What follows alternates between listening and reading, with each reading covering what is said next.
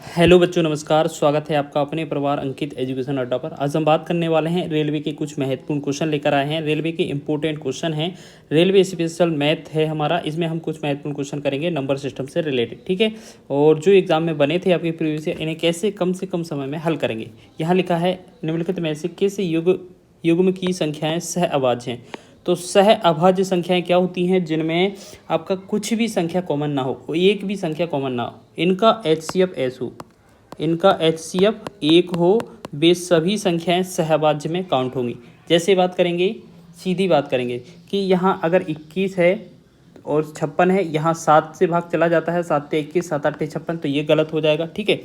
12 और 27 है, 3 चौके 12, 3 हम 27, तो इससे भी भाग चला जाता है 3 से, तो ये भी गलत हो जाएगा।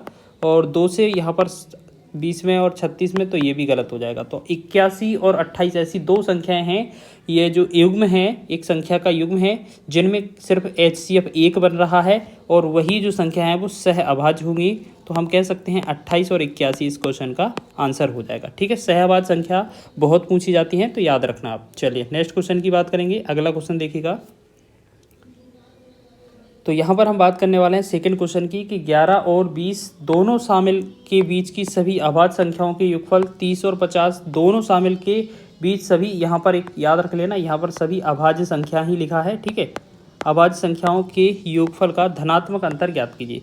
तो सबसे पहले हम बात कर लेते हैं, कुछ महत्वपूर्ण पॉइंट आपको लिखवा देते हैं कि आपको अभाज्य संख्याएँ पता होना चाहिए, ठीक है। हम बात कर रहे हैं अभाज्य संख्याओं के बारे में, ठीक है। हम बात करेंगे किसके बारे में? अभाज्य संख्या के बारे में, ठीक।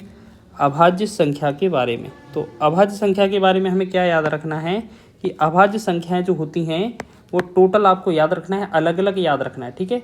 कि 1 से लेकर 50 तक, अगर 1 से लेकर 50 तक आपसे अभाज्य संख्याओं की संख्या पूछी जाए कितनी है, तो आपको याद रखना है यहाँ पर कितनी होती है, तो आपका 15 होती है। अब 15 अभाज्य संख्या कौन कौन सी होती हैं, तो ये भी देख लीजिए जल्दी से।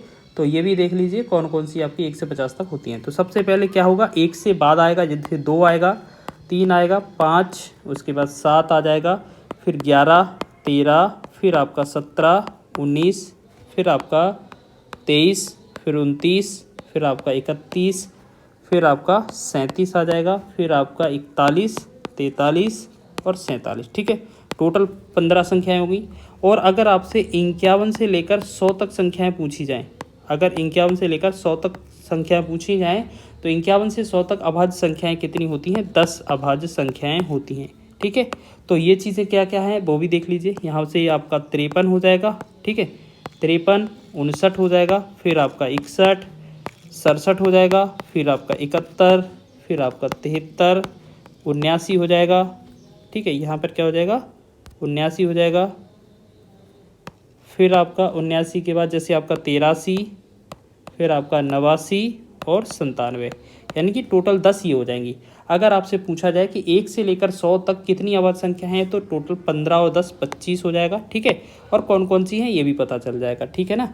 चलिए, तो अब क्वेश्चन में क्या बोला है, यहाँ पर क्वेश्चन को हल करेंगे। तो यहाँ बोला गया है कि 11 से 20 तक अभाज्य संख्या है, जो अभी हमने नंबर लिखे हैं, तो 11 से 20 तक वाली अभाज्य संख्या कौन कौन सी हो जाएंगी, तो 11 से 20 तक अभाज्य संख्या जो होंगी वो हो जाएंगी आपका, एक तो 11 शामिल करना पड़ेगा क्योंकि शामिल के लिए बोला है, फिर आपका 13 हो जाएगा, फिर आपका 17 और फिर आपका 19, ठीक है। अब इन सब का टोटल करना पड़ेगा, ठीक है। फिर आपका 30 और 50 के बीच, 30 और 50 के बीच और 30 और 50 लेके, तो यहाँ पर सबसे पहले 31 आएगा, फिर आपका 37 आएगा, फिर आपका 41 आएगा, फिर आपका 43, फिर आपका 47, ठीक। बोला है पहले तो इनका योगफल किया जाए, फिर उनका अंतर ज्ञात करना है। तो इसे हम करेंगे सॉल्व। तो 1 3 4 7 11 9 20, हासिल 2 हो जाएगा। 1 2 3 4, 4 और 2 6, यहाँ नहीं कि यहाँ तक जो है 60 योगफल आया।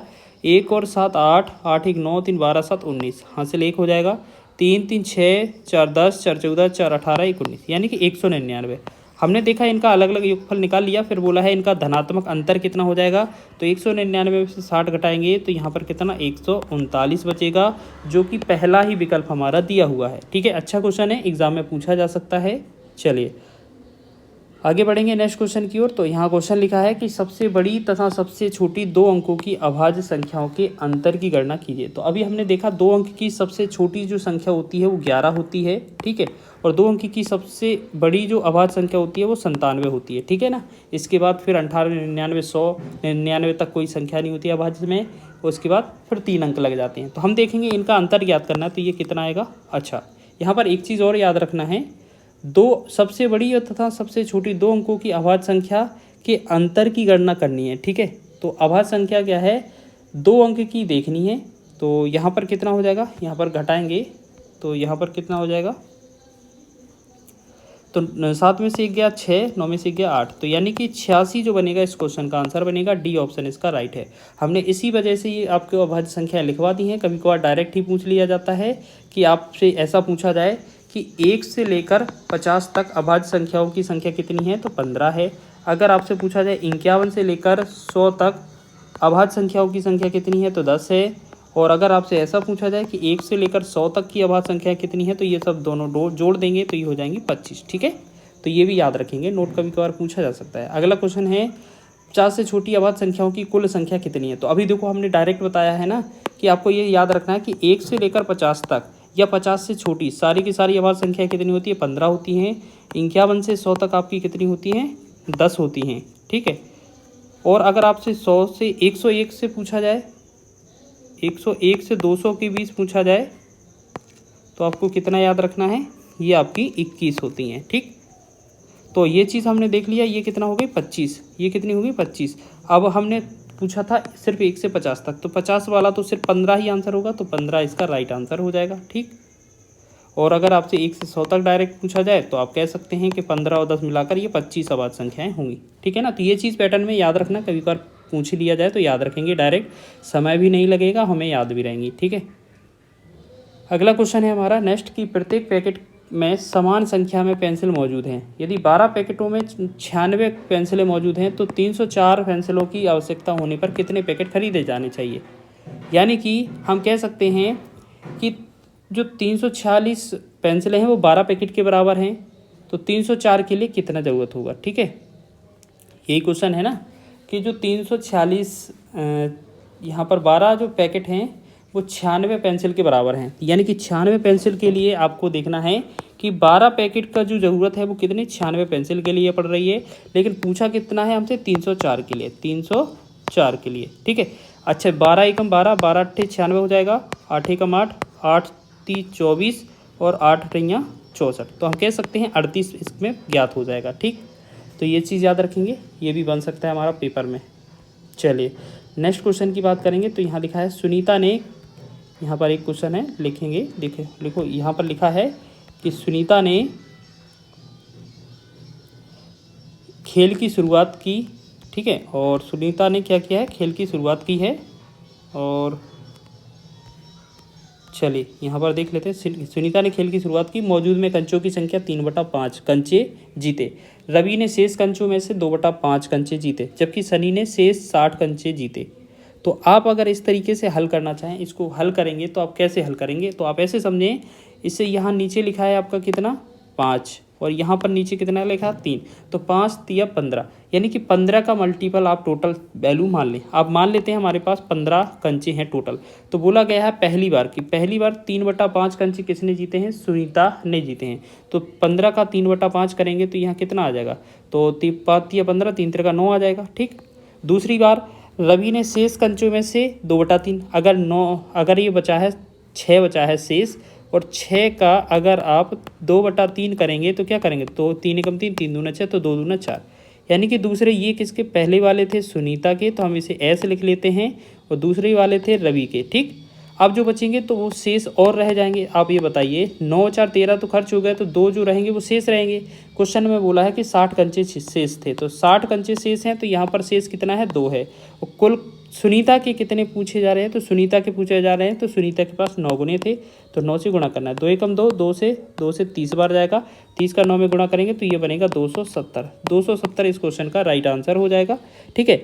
और सभी क्वेश्चन आपके महत्वपूर्ण हैं, ये एग्जाम में बने थे, ठीक। दो संख्याओं का अंतर 18 है, यदि उनके वर्गों का अंतर 360 हो तो इनमें से बड़ी संख्या ज्ञात कीजिए। देखिएगा दोनों संख्याओं का अंतर मतलब x माइनस वाई, दो संख्या मान लेते हैं x और y है, x माइनस वाई का मान 18 है, ठीक।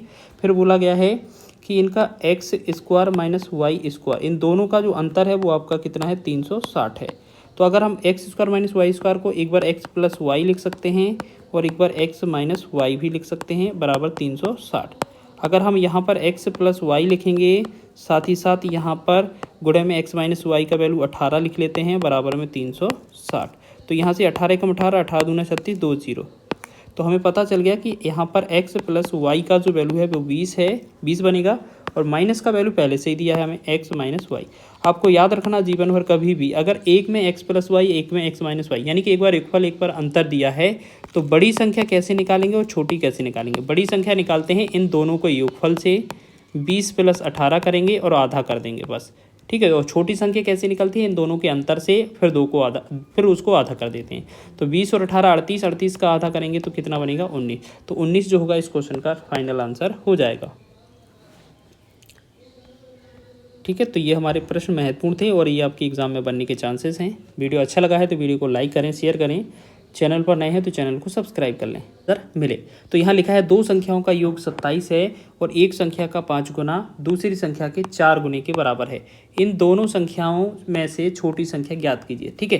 तो इस तरीके का विकल्प है आपका। तो आप एक बात याद रखिए, अगर क्वेश्चन का विकल्प आपसे छोटी संख्या पूछा है तो ये चारों ऑप्शन आपके छोटी संख्या के होने चाहिए, ठीक है। अगर एक बात बताइए, आपका अगर हमें पता है कि टोटल आपका 27 है, आप सीधा ऑप्शन पे देखें, ठीक है, टोटल आपका 27 है। अगर इनमें से आपने चलिए मान लेते हैं आपने 12 आंसर माना तो दूसरी संख्या क्या होनी चाहिए, तो ये आपका 15 होती कि नहीं होती। अगर पहली संख्या 12 है तो दूसरी संख्या क्या होती, आपकी 15 होती, ठीक है ना। और बोला गया है कि जो पहली संख्या है उसका 4 गुना दूसरे के 5 गुने के बराबर है। तो आपको ये बताओ कि इसमें आपको पहला दूसरा कौन सा मानना पड़ेगा, जिसमें ज़्यादा का गुणा करेंगे वो छोटी हो जाएगी, जिसमें कम का गुणा करेंगे वो बड़ी हो जाएगी। तो 15 है इसमें 4 का गुणा करेंगे और 12 है इसमें हम 5 का गुणा करेंगे। तो 12 पंचे 60 और 15 चौके 60। तो हमारा आंसर क्या हो सकता है, पहला वाला ऑप्शन हो सकता है, ठीक है। या आप एक और विकल्प देख लें, जैसे आपका एक हमारा 27 टोटल लिखना है विकल्प में, अगर पहला 11 है तो दूसरा आपका कितना 16 होना चाहिए। तो आप इसमें देखेंगे कि 11 में आपका 5 से गुणा होगा तो ये 55 हो जाएगा और 16 में आपका 4 से गुणा होगा तो ये 64 होगा। तो ये आपका बराबर नहीं आ रहा है ना, तो ये आपका बराबर नहीं आ रहा है, ठीक है। तो पहले वाली स्थिति में ही बराबर हो रहा है। आप सारे विकल्प के ऑप्शन रख के भी देख सकते हैं तो यही आंसर बनेगा। तो ये तरीका देखिएगा, यूज़ कीजिएगा, बहुत ही जल्दी से आंसर आ जाता है। चलिए नेक्स्ट क्वेश्चन की बात करेंगे। यहाँ लिखा है दो क्रमागत प्राकृत संख्याओं के वर्गों का योग 313 है, इन दोनों संख्याओं में छोटी संख्या क्या है। अच्छा एक बात बताइए, क्रमागत का मतलब होता है प्राकृतिक संख्या या एक योग बड़ा हुआ, ठीक है। इनमें से अगर हम बात करेंगे तो यहाँ क्वेश्चन में बोला गया है कि दोनों क्रमागत संख्याओं के वर्गों का योग कितना है, 313 है। तो आप सीधा छोटी संख्या पूछा है तो ये हम विकल्प ही आंसर मान लें। जैसे तो 12 है, एक आपका 12 है तो अगली संख्या आपका 13 होना चाहिए क्योंकि क्रमागत है। 12 का वर्ग करेंगे 144 हो जाएगा, 13 का वर्ग करेंगे 169 हो जाएगा। और जब इन्हें ऐड करेंगे तो आपका कितना 9 4 13, 6 4 10 और 11 और ये 3, ठीक है। तो ये कितना बन रहा था हमारा, तो ये आपका हो जाता 313, ठीक है। तो पहला ही विकल्प आपका सही हो रहा है। लेकिन आप चाहें तो कोई और भी विकल्प एक्स्ट्रा चेक कर सकते हैं। जैसे आप मान लेते हैं 14 विकल्प लेंगे तो पहली संख्या 14 होगी तो दूसरी 15 होगी, ठीक है। 14 का वर्ग 196 हो जाएगा तो 15 का वर्ग 225 हो जाएगा। जब इसे ऐड करेंगे तो 5 और 6 11, 9 और 2 11, 1 12 और 1 और 2 200 321, 300 नहीं 421 हो जाएगा यहाँ पर, ठीक है। तो ये कितना हो जाएगा 421। तो ये वाला ऑप्शन तो होगा नहीं। तो यही चीज़ हम बता रहे थे आपको, सीधा एग्जाम्पल पर जाना है या सारे एग्जाम्पल भी देख सकते हैं। तो इनमें से कोई एक ही